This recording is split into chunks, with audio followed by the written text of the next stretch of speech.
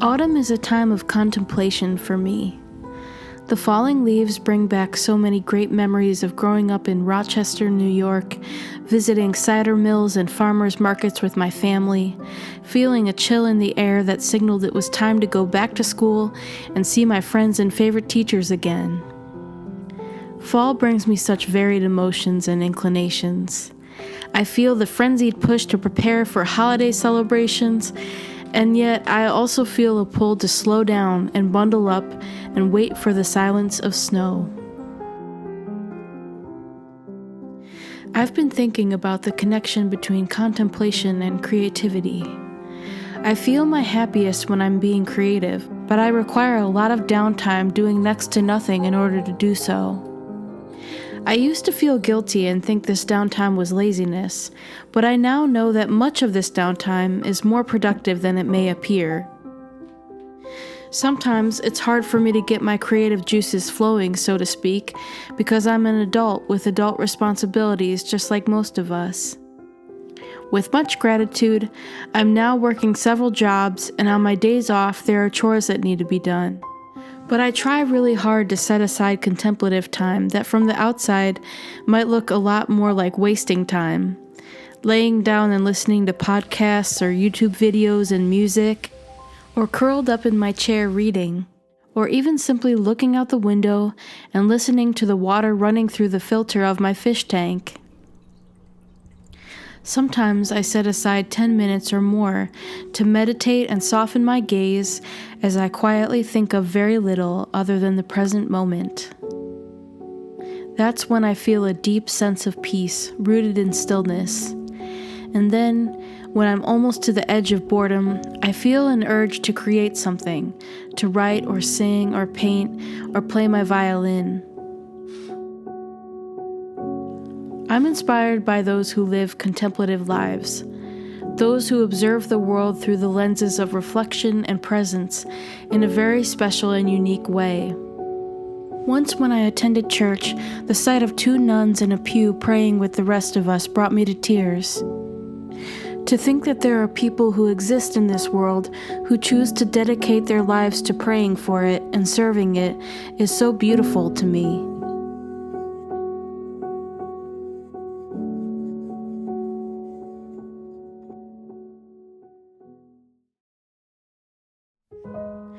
And then there are days I get all dreamy and romantic and imagine myself existing in a little cabin in the woods on a mountaintop somewhere, getting to know the natural world around me intimately, and spending my days thinking, as well as thinking very little, and using my bare hands and subconscious to tend a garden and lifestyle that could sustain my body and soul. I dream of a slower pace that trees and rocks and hibernating animals know. I dream of a life more connected to the earth. But for now, dreaming is enough, and it gives rise to creativity that is born into the reality of the life I actually live. And that allows me to be truly content and truly grateful for my life as it is now. I do believe there are some truths that get discovered only when people seclude themselves from the biases of society. And I believe societies benefit from allowing certain individuals to do so. Wild folks who come down from the mountains, or sacred people who leave their cells from time to tell us stories through written word or song of what their hearts have learned, simply by being still and willing to listen to what the silence had to teach them.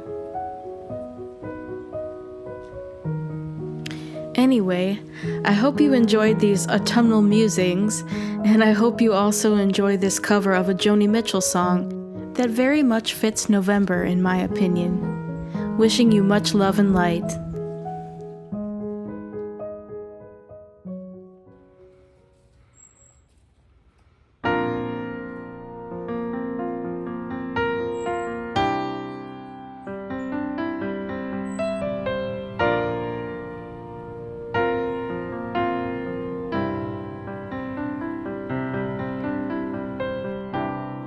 I woke up today and found frost perched on the town. It hovered in frozen sky and gobbled summer down. And when the sun turns traitor cold and shivering trees are standing in a naked road, I get the urge for going, but I never seem to go. And I get the urge for going when the meadow grasses are turning brown, summertime is a falling down, winter's closing in.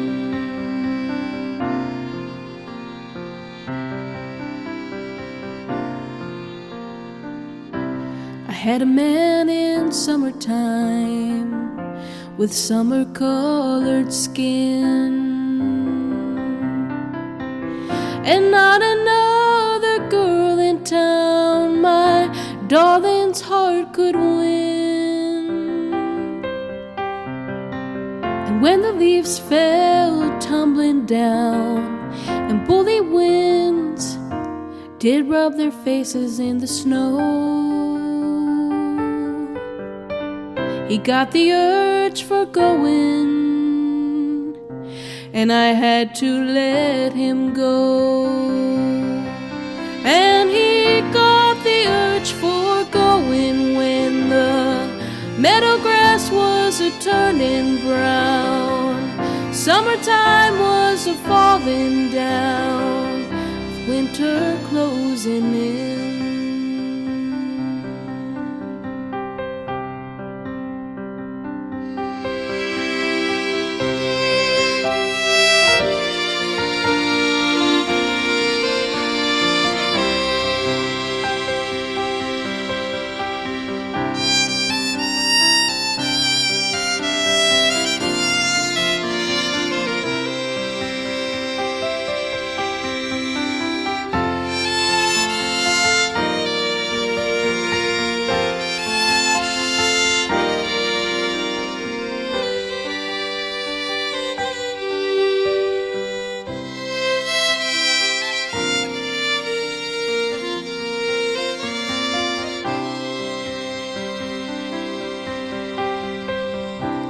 And the warriors of winter gave a cold, triumphant shout,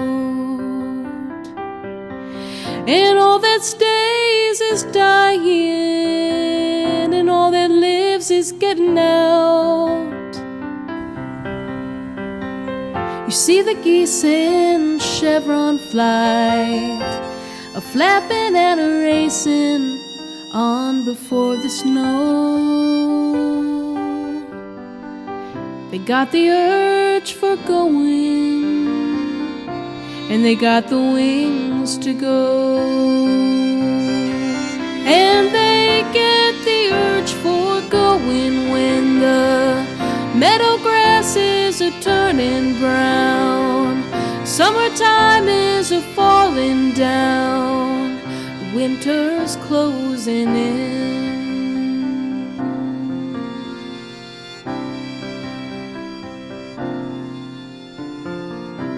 And I'll pile the fire with kindling, pull the blankets to my chin.